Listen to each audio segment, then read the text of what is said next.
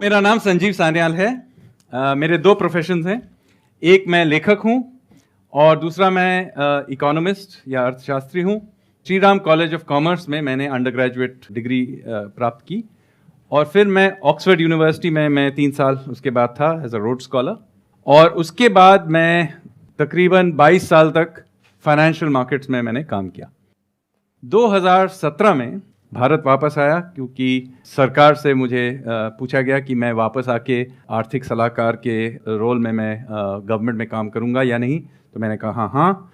तो फिर मैं फाइनेंस मिनिस्टर, तब जेटली जी थे, तो उनका मैं प्रिंसिपल इकोनॉमिक एडवाइज़र के रूप में मैंने काम किया। उसके बाद निर्मला जी के साथ भी मैंने काम किया। तो कोविड के पीरियड में मैं प्रिंसिपल इकोनॉमिक एडवाइज़र था गवर्नमेंट का, और पिछले 18 महीने से मैं प्रधानमंत्री का आर्थिक सलाहकार के रूप में प्राइम मिनिस्टर के टीम में काम करता हूँ।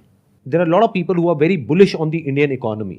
इसके पीछे के फंडामेंटल्स जो हैं, मतलब कि इंडियन इकोनॉमी की अगर बात करी जाए तो उसकी स्ट्रेंथ्स क्या हैं और वीकनेसेस क्या हैं गोइंग फॉरवर्ड, क्योंकि सब कुछ पॉजिटिव तो नहीं हो सकता, तो कुछ नेगेटिव भी होगा और कुछ पॉजिटिव भी होगा। तो अगर दोनों तरफ आप थोड़ा सा बता सकें हम लोगों को लेमैन लैंग्वेज में कि 10 साल के स्टैंड पॉइंट से अगर कोई है जो कि म्यूचुअल फंड्स में इन्वेस्ट कर रहा है, स्टॉक मार्केट में कंपनीज में इन्वेस्ट कर रहा है, या जॉब मार्केट में है, बिजनेस में है, तो going forward India as an economy at a global level हम कहाँ देखते हैं? मतलब हम क्या एक्सपेक्ट कर सकते हैं रियलिस्टिकली, और उसमें क्या स्ट्रेंथ्स है और क्या वीकनेसेस है? पहले मैं एक काम करता हूँ, आपको अभी की परिस्थिति के बारे में बताता हूँ, फिर अगले 10-20 साल के बारे में आगे जाके बात करेंगे।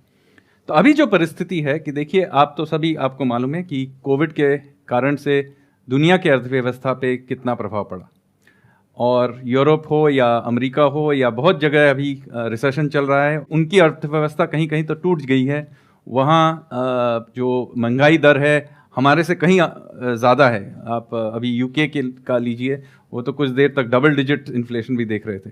तो ये एक तरीके से हमारी ये उपलब्धि है कि हमारे इर्द गिर्द के देश तो एकदम पूरी तरह से टूट गए हैं। जैसे श्रीलंका लीजिए, पाकिस्तान लीजिए, इनके अर्थव्यवस्था की परिस्थिति बहुत ही खराब है।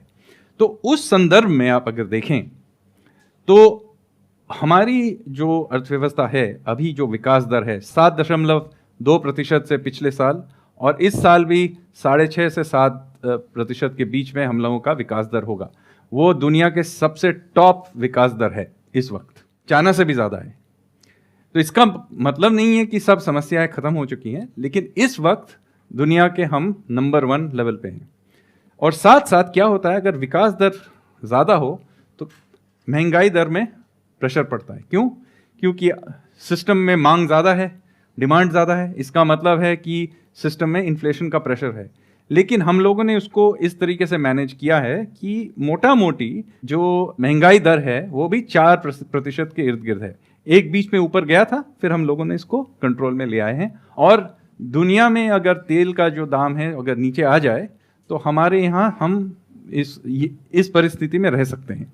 अभी भी हम लोग तेल का आयात करते हैं, तो हम लोग दुनिया के पे निर्भर हैं। लेकिन इस वक्त कोई महंगाई का जो प्रेशर है कम है। तो ये परिस्थिति बहुत अच्छी परिस्थिति है, क्योंकि अगर विकास दर बरकरार रहे तो स्वाभाविक है इससे जो नौकरियां और दूसरे जो चीज़ें चाहिए, इनकम्स वगैरह जो हैं, वो बढ़ती रहेंगी। और इसको एक तरीके से बनाए रखना, यही इकोनॉमिक मैनेजमेंट है। जैसे आज हम लोग कहते हैं चीन का इकोनॉमी का देखिए 25 साल में किस तरीके से बदलाव आया है। उन लोगों ने क्या किया, उसी विकास दर को ऊंचा रख के उसको मल्टीप्लाई करते गए। आप सब कंपाउंड इंटरेस्ट रेट समझते हैं, कंपाउंडिंग समझते हैं, राइट? यही है खेल। आप एक साल में आपको अमीर बनना नहीं है। अगर हमको आज से 25 साल में विकसित देश बनना है तो यही कंपाउंडिंग प्रोसेस को चलाए रखना है। तो आप किसी एक साल में अचानक से अमीर नहीं बन सकता, कोई विकसित नहीं हो सकता, लेकिन इस चीज़ को कंपाउंड करते जाना है। तो हम लोग पिछले साल 7% में बढ़े, इस साल भी शायद 7% के इर्द गिर्द होगा। इसी को मोटा मोटा चलाते जाए, और कुछ साल जब दुनिया की परिस्थिति अच्छी होगी तो हम लोग 8% पे चले जाएंगे, 9% भी जा सकते हैं। लेकिन हर एक परिस्थिति में ज़्यादा एक्सेलरेटर पर दबाना नहीं चाहिए। क्यों? अगर हमारी जो अर्थव्यवस्था है, मैं अभी 9% पे चला दूं, किसी तरह से घसीट के गवर्नमेंट से खर्च करके आरबीआई को बोलूँ इंटरेस्ट रेट घटा दो, सब करके ठीक है, 1 साल हमारा इकोनॉमी चल पड़ेगा, हाँ 9% पे चल पड़ा, बहुत खुश हो गए। लेकिन क्या होगा, हमारा डिमांड बढ़ गया तो हमारा इंपोर्ट बढ़ेगा, दुनिया से, चीन से, इधर से हम लोग सब सेवाएं चीज़ें इंपोर्ट करेंगे। लेकिन दुनिया में है एक्सपोर्ट नहीं कर सकते क्योंकि उनकी परिस्थिति वहां पर रिसेशन चल रहा है या फिर वहां पे थोड़ा सा, तो अगर हम लोग ज्यादा तेज चलने की कोशिश करेंगे तो क्या होगा, एक असंतुलन हो जाएगा, इम्बैलेंस हो जाएगा। तो इसलिए मैं कह रहा हूं कि किसी भी इकोनॉमी को चलाना सबसे जितना तेज चला सकते हो वैसा नहीं करना चाहिए, परिस्थिति के अनुकूल आपको चलाना है, यही है। इसीलिए इसमें ध्यान देना पड़ता है। ज्यादा तेज चलाएंगे तो महंगाई दर बढ़ जाएगी, आपका करंट अकाउंट फिसल जाएगा। दूसरे तरफ अगर आप बहुत कम चलाएंगे, मतलब टाइट करके रखेंगे, तो देश में नौकरियां नहीं बढ़ेंगी। तो एक मैं कहूँगा एक इक्विलिब्रियम शब्द सही नहीं है, एक संतुलन करके चलाना पड़ता है, बैलेंस करना पड़ता है, बैलेंस करना पड़ता है, और वो परिस्थिति के अनुकूल करना पड़ता है। जैसे आप गाड़ी चलाते हैं, गाड़ी आप रोड के अनुसार चलाते हैं ना, कभी कभी साफ रास्ता मिलता है, कभी गड्ढे वाला, तो गड्ढे वाले रास्ते में 100 किलोमीटर पे चलाएंगे तो गाड़ी क्या होगा, थोड़ी देर तेज चलेंगे फिर एक कार क्रैश हो जाएगा।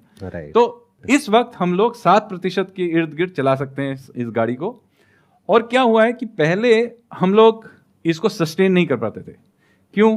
क्योंकि हमारे पास इंफ्रास्ट्रक्चर नहीं था या ब्यूरोक्रेटिक बहुत तरीके के प्रॉब्लम्स थे। तो मैं नहीं कहता कि हमारे इंफ्रास्ट्रक्चर अब एकदम वर्ल्ड क्लास हो गया और कुछ नहीं करना, ऐसा नहीं है, लेकिन पहले से कहीं अच्छा है। आप अगर हाईवेज पे जाएंगे, हमारा मोटा मोटा अच्छा हाईवे आपको दिखेगा। हमारे जो एयरपोर्ट हैं वर्ल्ड क्लास हैं। 4G तो है ही, अभी 5G का भी रोल आउट हो रहा है, अभी देखिए इसका भी इंप्रूवमेंट हो जाएगा। तो मोटा मोटा मैं जो कह रहा हूं, हमारी इंफ्रास्ट्रक्चर का जो क्वालिटी है वो पहले से कहीं अच्छा निकला है।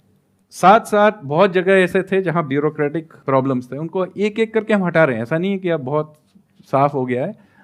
मैं नहीं कहता कि जीएसटी में कोई समस्याएं नहीं है, ऐसा नहीं है, लेकिन आप अगर जीएसटी को भी लें, इसके समस्याओं के साथ भी लें, लेकिन पहले जो कर व्यवस्था थी उसके मुकाबले अभी का जीएसटी सिस्टम जो है मोटा मोटा साफ है। गोइंग फॉरवर्ड अगर हम देखा जाए आगे, अगर अगले 10 साल की हम बात करते हैं, 20 साल की बात करते हैं, तो क्या ऐसा है जो हमें सही करना होगा from the country stand point, looking at the global scenario, और क्या है जो गलतियां हैं जिनको हमको अवॉइड करना होगा? तो इस वक्त हमारी अर्थव्यवस्था का $4 ट्रिलियन से थोड़ा सा कम है इस वक्त। तो इसका मतलब है दुनिया का जो साइज में अगर देखें तो हम अभी 5वें नंबर पे हैं। गरीब अभी भी हैं क्योंकि हमारी आबादी बहुत है, तो इसका मतलब पर कैपिटा इनकम अभी भी कम है, लेकिन सिर्फ साइज की तरह से देखें तो हम लोग 5वें नंबर पे हैं। हमारे आगे जर्मनी है, थोड़ा ही आगे, उसके बाद जापान, फिर चीन, फिर अमेरिका। अगले 1-2 साल में हम लोग जर्मनी से आगे निकल जाएंगे, उससे आगे जाएंगे। $5 ट्रिलियन के इर्द गिर्द है जापान, वो भी शायद 2028 ले लीजिए, वहां तक हम लोग उनको पार कर जाएंगे। इसके बाद चीन $16 ट्रिलियन पे है, तो 5 से $16 ट्रिलियन पहुंचने बहुत दूर है। फिर अमेरिका है 23-24 के पास, तो वो बहुत दूर है अभी भी, लेकिन तीसरे नंबर पे हम लोग जरूर, मतलब कुछ ही सालों में पहुंच जाएंगे। क्योंकि एक है हमारी विकास दर उनसे ज्यादा है। अब तो जर्मनी का इस साल तो विकास दर नेगेटिव में है, हाँ, और जापान का भी 0 के इर्द गिर्द पे चलता है, मतलब कभी कभी वो 0 पे है, कभी कभी 0 से थोड़ा ऊपर है। तो मतलब हमारे यहाँ जो विकास दर है वो काफ़ी उनसे आगे है। तो ये कॉम्पाउंडिंग से हम लोग उससे निकल जाएंगे। तो मैं कहूँगा कि हम लोग तीसरे नंबर तक पहुँच जाएंगे। इसके बाद कठिनाई है क्योंकि आगे जो हैं वो लोग बहुत दूर है हमसे, लेकिन कोई बात नहीं, इसका मतलब नहीं कि कोशिश नहीं करेंगे, समय लगेगा, कोशिश करेंगे। तब तक, मतलब इस दशक के अंत तक, हमारा जो ये इंफ्रास्ट्रक्चर का जो ढांचा है वो वर्ल्ड क्लास नहीं है, लेकिन वर्ल्ड क्लास के आसपास पहुंच जाएगा। और बहुत बहुत शहरों में देखेंगे आप, मुंबई में अभी अगर गए हैं देखेंगे कि बढ़िया इंफ्रास्ट्रक्चर बन रहा है। यहाँ भी कुछ कुछ हो रहा है, इसके वजह से आप लोगों को परेशानी होगी क्योंकि बहुत धूल मलबा होता है कंस्ट्रक्शन के टाइम, लेकिन बन रहा है, आपके आंखों के सामने मेट्रो बन रहे हैं, तो हम लोग इसमें निवेश कर रहे हैं। तो इस दशक के अंत तक वहां पहुंच जाएंगे। लेकिन अब कुछ चीजें हैं जिसमें हम लोग को निवेश करना है, जिस पे हम लोगों ने अभी तक ध्यान ही नहीं दिया, तो उनका मैं बताता हूं। एक है हमारी जो ये न्याय प्रणाली है। तो हमारी जो न्याय प्रणाली है उसमें 4 करोड़ केस अटके पड़े हुए हैं, और आप सब जानते हैं, तारीख पे तारीख सब जानते हैं।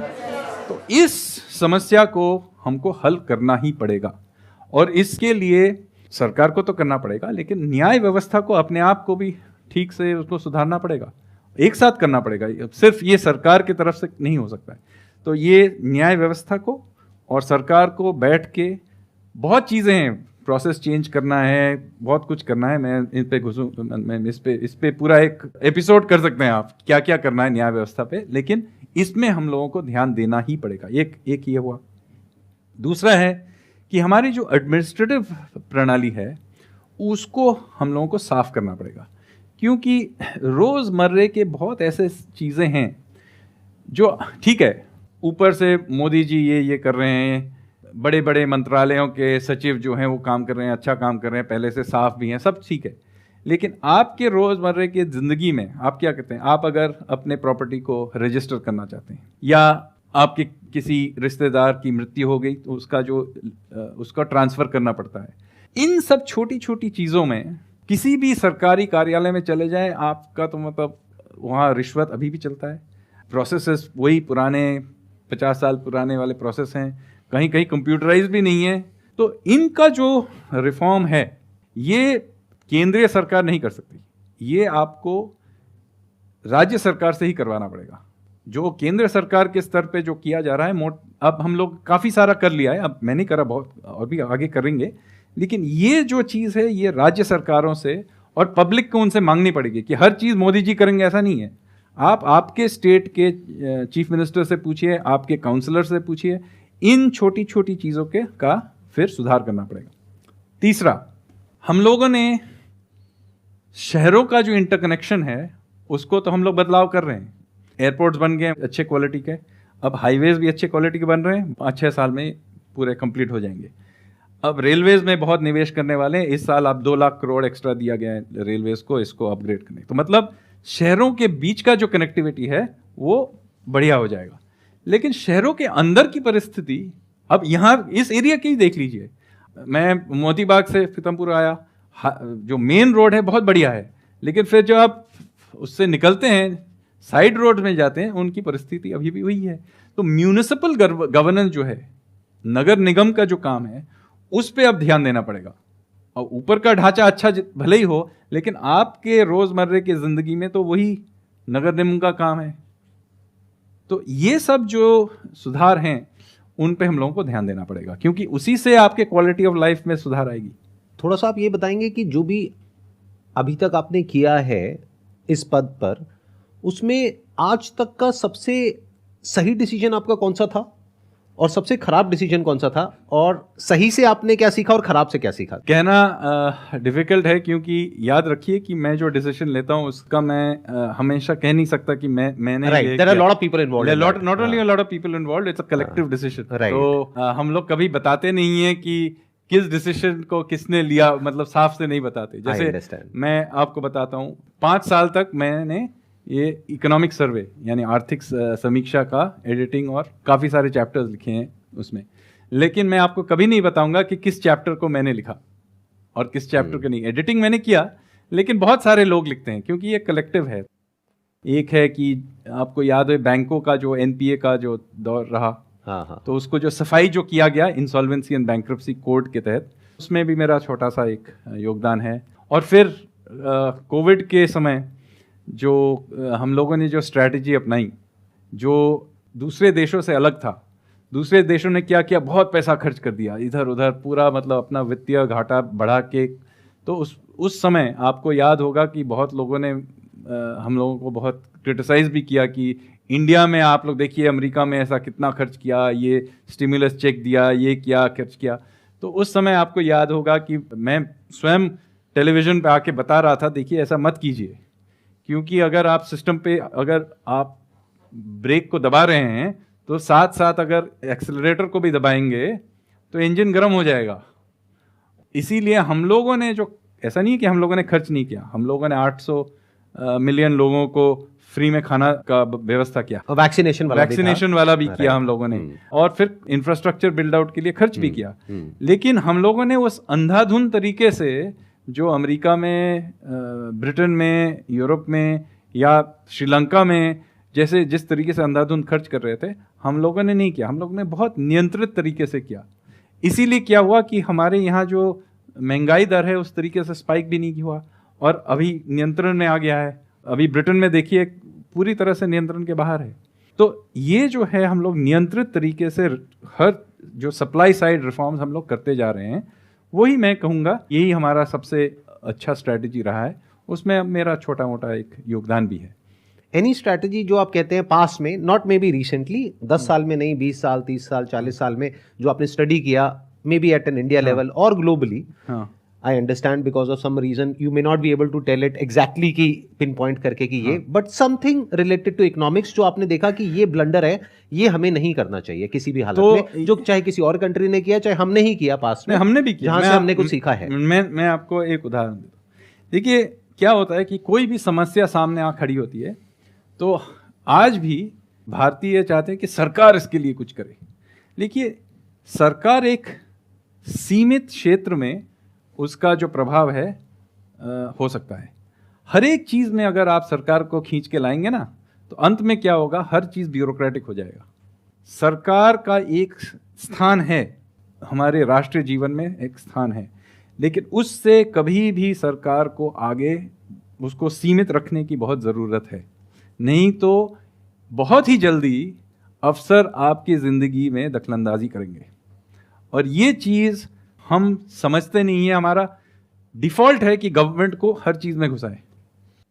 ये नेशनल एटीट्यूड से आता है और एटीट्यूड ये है कि हम लोग जाके, हर एक आदमी सरकारी नौकरी चाहता है। क्यों? आप जाके अपना कंपनी बनाइए, रिस्क लीजिए। आपने रिस्क लिया है, आपने कितनी सारी नौकरियां उभर आई आपके कारण, आपके रिस्क लेने से। तो ये जो नेशनल एटीट्यूड है ऑफ स्टार्टअप्स, ऑफ इनोवेशन, ये होना चाहिए नेशनल एटीट्यूड, न कि हम लोग सब जाके सरकारी नौकरी करना चाहिए। सर ये आपने बात बहुत अच्छी कही है और ये ऐसा होना चाहिए, बट द चैलेंज इज कि ऐसा कैसे होगा, क्योंकि मेरे यहाँ पे जो सेशंस होते हैं उसमें मेजॉरिटी ऑफ जो बच्चे आते हैं 18-19 साल के, 20 साल के, सबको सरकारी नौकरी चाहिए। ये चीज सरकार इसको सॉल्व नहीं कर सकती है, ये समाज के एटीट्यूड से ये उभरता है। और वो कैसे चेंज होगा?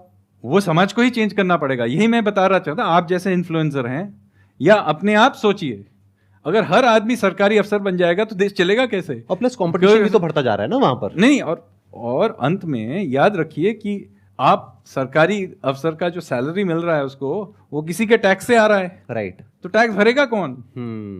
अगर कोई व्यापार ही नहीं करेगा, इंडस्ट्री नहीं चलेगा, स्टार्टअप्स नहीं होंगी। Remember, the government is ultimately a parasite. It is a necessary parasite because you need to maintain law and order, infrastructure, etc. But it is not a generator of value.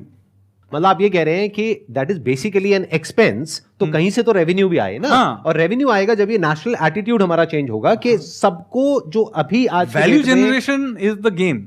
हाँ, sorry मैं अंग्रेजी में इसको समझा रहा हूँ। हाँ please आप अंग्रेजी में ही समझाइए। Point is this, ultimately the economy is a generator of value. What is GDP? It's a generator of value, right? The government is allowed to tax this value in order to do a few things that the private sector and people at large cannot do. So we as citizens, now don't think of me as a government employee, I am a citizen just like you.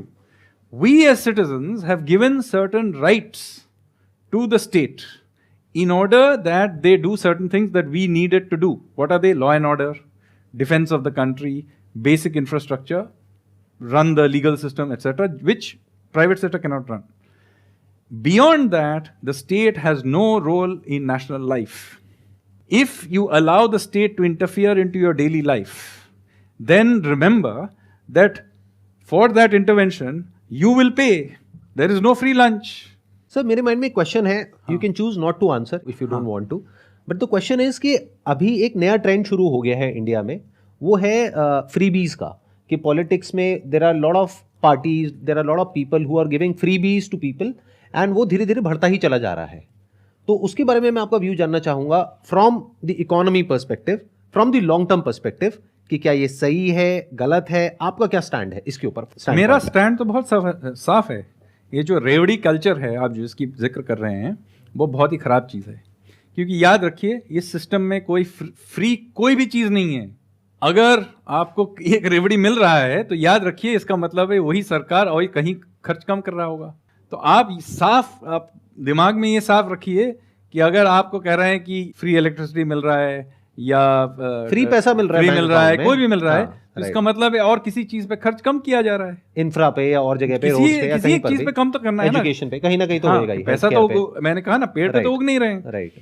तो साफ आप दिमाग में साफ होना चाहिए कि ये हो रहा है। इसका मतलब नहीं है कि गरीबों के लिए कुछ खर्च करना नहीं चाहिए, लेकिन ये बहुत सीमित तरीके से एकदम टारगेट करके खर्च करना चाहिए। जैसे बहुत गरीब लोग हैं या एक टॉयलेट बनाने की ज़रूरत है, हाँ, ये तो न केवल जो टॉयलेट इस्तेमाल कर रहा है उसके लिए चाहिए और पूरे समाज के लिए भी चाहिए, क्योंकि ये एक सैनिटेशन, इसका जो बेनिफिट है वो सैनिटेशन पे है। उसी तरीके से जैसे हेल्थ केयर हो गया, एजुकेशन हो गया, कुछ कुछ ऐसे चीजें हैं राइट, जिस पे खर्च करना चाहिए। लेकिन सर यहाँ पर एक बहुत बड़ा चैलेंज है, अगर मैं फ्रॉम अ मैक्रो पर्सपेक्टिव देखता हूँ, हाँ। ये जो मॉडल है जिसको आप रेवड़ी कल्चर कह रहे हैं या ये जो फ्रीबीज वाला मॉडल है, ये ग्लोबली सक्सेसफुल है from the stand point of a political party, but it's a big failure from the stand point of the country and the economy. Absolutely. तो अब एक सिचुएशन इमर्ज होगी फ्यूचर में, आज नहीं तो कल, जब आपके जो ओपोनेंट्स हैं वो इस तरह से फ्री में सब देंगे और वो पावर में आते चले जाएंगे, तो अब उस पॉइंट पे जाकर के आप क्या करेंगे? इसीलिए मैं शुरू से ही कह रहा हूं, किसी एक राष्ट्र या समाज में सफलता तभी होगी जब वो समाज ही अपने आप समझने लगे कि क्या हो रहा है, कि क्या सही है क्या गलत है। हाँ, इसीलिए मैं पहले भी आपने कहा कि डायरेक्शन ऑफ चेंज है वो समाज से सरकार पे प्रभाव है, सरकार से समाज पे नहीं है। तो अगर हमारी समाज, जो लोग हैं, हमारे नागरिक हैं, वो रेवड़ी मांग रहे हैं तो आपको रेवड़ी मिलेगा, लेकिन ये भी याद रखिए कि विकास भी बंद हो जाएगा। So the problem ultimately is we as citizens have to decide that. That's why we are a democracy. If we were not a democracy, then we can blame the leader or the politician or whatever. But if we are a democracy, and we are a democracy, and we are voting people for रेवड़ी, then we'll get रेवड़ी. Why blame the politician? जैसे कि अभी आपने काफ़ी सारे reforms की बात करी in administrative section and in judiciary, don't you think our Indian taxation system also needs a reform? I just want to know your perspective on the taxes that is being applied to a middle class person. Suppose a person who falls under 30% tax bracket and is not earning a lot, means he's not rich, he's middle class, but he falls under 30% of tax bracket. So he's paying a major portion of his salary to taxes. But what benefits is he getting in return? देखिए, मैं tax मजे के लिए नहीं कर रहा हूँ, ultimately खर्च करना पड़ा। आप जो ये डिफेंस देख रहे हैं, ये इंफ्रास्ट्रक्चर जो बन रहा है, सरकारी सेवाएं हैं, उसके लिए जो पैसा खर्च होता है उसी के लिए दे रहे हैं। आप ये कह सकते हैं कि हाँ, मिडिल क्लास को ज़्यादा टैक्स किया जा सकता है, उस पर हम लोग बहस कर सकते हैं, लेकिन टैक्स होना चाहिए कि नहीं है इस पर बहस नहीं हो सकता है, क्योंकि अंत में कहीं ना कहीं से तो ये पैसा जुगाड़ करना ही पड़ेगा ना मुझे। हाँ, आप सब यूपीएससी करना चाहते हैं तो आपको तो फिर आप सरकारी सैलरी देनी पड़ेगी, तो कहीं से तो मैं वो उसको दूंगा, जनरेट करना पड़ेगा, जनरेट कर। तो पहले ये साफ कर लीजिए कि कहीं न कहीं मुझे टैक्स करना ही है। अब मुझे ये सोचना है कि मैं किस तरीके से ये टैक्स जमा करूंगा जिससे सिस्टम में जितना उसका जो दर्द है उसको मैं सबसे सब कम कर दूं। इसीलिए मैं एक ही जगह टैक्स नहीं करता हूं, नहीं तो एक ही लोग उसको पूरा भरेंगे। तो मैं विभिन्न तरीके से इसको टैक्स करता हूँ सिस्टम को। एक है कि मैं इंपोर्ट ड्यूटी लगाता हूँ, मतलब आयात पे टैक्स है। दूसरा है मैं जीएसटी लगा रहा हूँ। पहले बहुत तरीके के टैक्स थे, मैंने कम करके एक ही टैक्स कर दिया, एक ढांचा बना दिया जिसको जीएसटी कहते हैं, तो एक और हो गया। फिर हो गया आयकर। आयकर में दो तरीके के, एक कॉर्पोरेट्स पे लगता है जो कंपनीज में मुनाफा जो होता है उस पर लगता है, और दूसरा है कि पर्सनल टैक्स है जो व्यक्तिगत टैक्स जो है। आप जो कह रही हैं वो व्यक्तिगत है। तो देखिए, मैं आपसे सहानुभूति रख सकता हूं क्योंकि मैं भी टैक्स भरता हूं, लेकिन अंत में मुझे कहीं ना कहीं करना है। अगर देश में सभी लोग टैक्स भरेंगे, और हमारे यहाँ बहुत लोग हैं टैक्स नहीं भरते हैं, लेकिन अगर ज़्यादातर लोग टैक्स भरने लगेंगे तो मैं इस टैक्स के बोझ को कम कर पाऊंगा, क्योंकि मैं फिर ज़्यादा लोग भरेंगे तो मैं इसको घटाता जाऊंगा और उसको लाइट कर दूंगा। There are a lot of people who are doing small businesses, medium businesses and all that. उनका ये कहना है, जो आप कह रहे हैं वही बात वो कह रहे हैं, वो बस अलग तरीके से कह रहे हैं। आप कह रहे हैं कि वो टैक्स भरें तो मैं टैक्स का जो रेट है वो घटाऊं, वो कह रहे हैं कि टैक्स का रेट घटेगा तो हम टैक्स भरेंगे। तो ये एक सिचुएशन क्रिएट हो गई है। जब तक सब नहीं भरेंगे हम लोग घटा नहीं सकते, क्योंकि अंत में मैं उतना ही घाटा, वित्तीय घाटा तो उतना ही चला सकता हूं ना मैं। मतलब आप पहले कम नहीं कर सकते, पहले ऐसा नहीं मैं है कर रहा हूँ उसमें थोड़ा, रिस्क है। नहीं देखिए कभी कभी मैं रिस्क लेके कर रहा हूँ। जैसे हम लोगों ने कॉर्पोरेट्स का टैक्स पहले घटा दिया और ऐसा हुआ अभी कि लोगों ने ज्यादा टैक्स भरा, लेकिन मैं उस आधार पे सब कुछ नहीं कर सकता। इसके वजह से क्या हो रहा है ना, जो HNIs हैं इंडिया में, they are living country because उनको यहाँ पर हायर रेट पे करना पड़ रहा है टैक्सेस, जिसकी वजह से एक ब्रेन ड्रेन सिचुएशन क्रिएट हो रही है। तो don't you think this situation is like अच्छी नहीं होगी इंडिया की फ्यूचर GDP ग्रोथ के लिए, बिकॉज जो अच्छे माइंड्स है वो इंडिया से तो बाहर ही चले जाएंगे इस केस में। देखिए ये समस्या का समाधान आसान नहीं है, क्योंकि अगर मैं अचानक से घटा दूं, ठीक है वो रह तो जाएंगे, लेकिन 2-3 साल के लिए तो मुझे घाटा लेना पड़ेगा ना। तो ये एक संतुलन की बात है। अंत में मेरा लक्ष्य क्या है कि टैक्स रेट्स कम हो, इसका जो दबाव है लोगों पे वो सबसे हल्का हो और लोग भरें, खुशी से भरें, यही मेरा लक्ष्य है। और धीरे धीरे हम लोगों ने बहुत जगह टैक्स सिस्टम को सुधारा भी है और उससे टैक्स का लाभ भी हो रहा है। GST कलेक्शंस हर महीने आप देख रहे होंगे काफ़ी तेज़ चल रही हैं। तो मैं आपकी सोच से सहानुभूति रखता हूं कि हमें ये पर्सनल टैक्स सिस्टम को और सिंपल करना चाहिए और अंत में इसके भार को हल्का कर देना चाहिए और इवन हो जाना चाहिए, इवन ताकि होना चाहिए। सब लोगों पे आए। ऐसा नहीं कि 2 या 3% लोग ही टैक्स भर रहे हैं। लक्ष्य तो यही है, लेकिन एक झटके में अगर मैं ज्यादा करने जाऊंगा ना सिस्टम टूट जाएगा। आप जब GST किया गया तो सब रो रहे थे 1-2 साल, अंत में सब अब मानते हैं कि ये सिस्टम अच्छा है। तो हर सिस्टम को बदलने के टाइम में सब रोते हैं। देखिए आप अभी जो इंफ्रास्ट्रक्चर बन रहा है, अब इसकी वजह से रोड्स बंद होती है, अभी धूल मिट्टी कंफ्यूजन रहता है जब बन रहा है।